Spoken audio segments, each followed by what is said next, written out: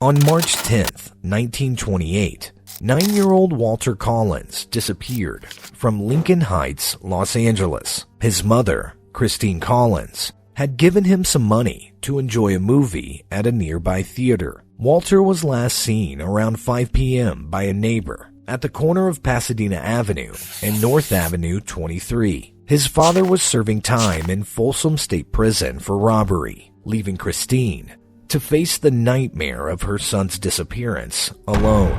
Just 2 months later, on May 16, 1928, brothers Nelson and Lewis Winslow, aged 10 and 12, also vanished. They were last seen on their way home to Pomona. In a bizarre twist, their parents received letters from them. The first letter claimed that they were heading to Mexico, and the second letter stated that they were planning to stay missing to become famous. The letters were strange, almost as if the boys were on an adventure, but their parents knew something was terribly wrong. Around the same time, the headless body of a Latino boy, later identified as Alvin Gathea, was discovered in La Puente. The police were puzzled, but did not initially connect these three cases. They also dismissed a neighbor's complaint about a man mistreating a boy at his poultry farm in Wineville as irrelevant. As days turned into weeks and weeks into months, the families grew increasingly desperate. Flyers were distributed, and the police conducted searches, but the boys remained missing.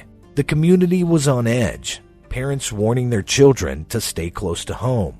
Little did they know that these disappearances were all connected, and the key to solving them lay in a seemingly innocuous place, a poultry farm in Wineville, owned by Gordon Stewart Northcott. The farm was not just a place for raising chickens.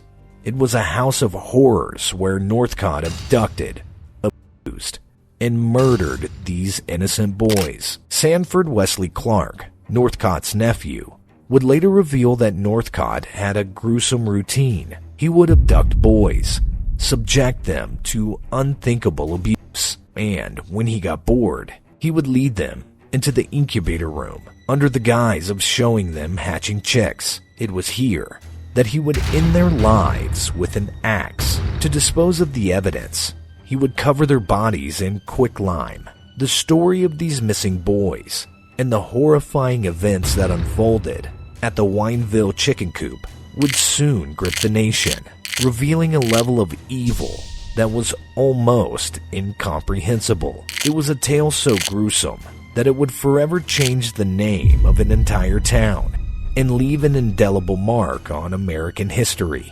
The initial investigations into the disappearances of Walter Collins, Nelson and Lewis Winslow, and Alvin Gathea were fragmented and lacked coordination. The Los Angeles Police Department, already burdened with rising crime rates and limited resources, struggled to make headway. Christine Collins, Walter's mother, was relentless in her pursuit for answers, but her pleas often fell on deaf ears. The Winslow family, too, was left in a state of agonizing uncertainty, their only clues being the mysterious letters they had received. In August 1928, a significant but confusing development occurred. Illinois police picked up a boy who initially identified himself as Arthur Kent. Later, he claimed to be Walter Collins. When Christine Collins was presented with the boy, she immediately knew he was not her son. Despite her protests, the police insisted she was wrong,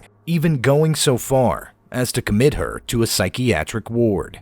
It was only when the boy finally admitted his real name, Arthur Hutchins, that Christine was released. This incident not only embarrassed the police, but also diverted valuable time and resources away from the actual investigation. Despite the mounting evidence of missing children, and even the discovery of a headless body, the police struggled to connect the dots. The investigation was plagued by a lack of coordination between different jurisdictions, as the disappearances spanned multiple areas. Additionally, the era's limited forensic technology made it difficult to identify victims or link them to potential crime scenes. The police were also hesitant to consider the possibility of a serial offender, a concept not widely understood or accepted at the time. This bureaucratic inertia and lack of modern investigative tools led to missed opportunities in connecting the disappearances of Walter Collins, Nelson and Louis Winslow, and the unidentified Latino boy, Alvin Gathea. Meanwhile, a complaint from a Canadian woman named Winifred Clark brought a new lead. She contacted U.S. authorities to inform them that her nephew, Sanford Wesley Clark, who was also the nephew of Gordon Stewart Northcott, was being held against his will by Gordon in California. On September 15, 1928, investigators interviewed Sanford, who was initially hesitant, but eventually revealed the horrifying truth. He confessed that his uncle Northcott had kidnapped him and forced him to witness and sometimes participate in the murders of several boys, including Walter Collins and the Winslow brothers. The police immediately raided Northcott's poultry farm in Wineville. What they found was chilling.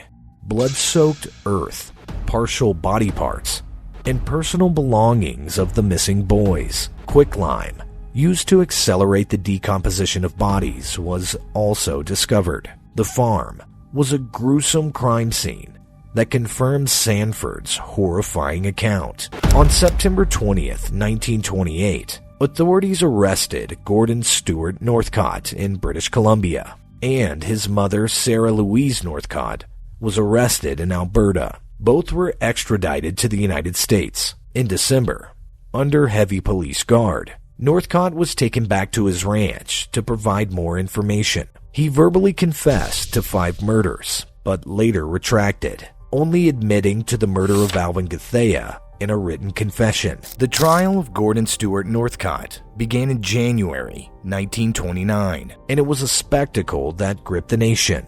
On February 8, 1929, after weeks of harrowing testimony and evidence, an all-male jury convicted Northcott of the first-degree murders of the Winslow brothers and an anonymous victim. The judge, George R. Freeman, had no reservations in sentencing him to death. However, the resolution was bittersweet. Despite the conviction, the families of the victims were left without closure due to the inability to find intact bodies. The absence of physical remains meant there were still lingering questions, a void that could never be filled. Sarah Louise Northcott, Gordon's mother, was sentenced to life imprisonment for her role in the murder of Walter Collins. Her confession and subsequent conviction were shocking, but provided some semblance of justice for Christine Collins, who had endured not just the loss of her son, but also the humiliation and trauma inflicted by the very authorities meant to protect her. But the resolution extended beyond the courtroom and even led to a change in geography. The citizens of Wineville were so eager to disassociate from the horrors that occurred in their community that they voted to change the town's name. Wineville became Mira Loma, which translates to view from the hill in Spanish. It was as if the town itself wanted to look away from the dark shadows of its past and towards a more hopeful future.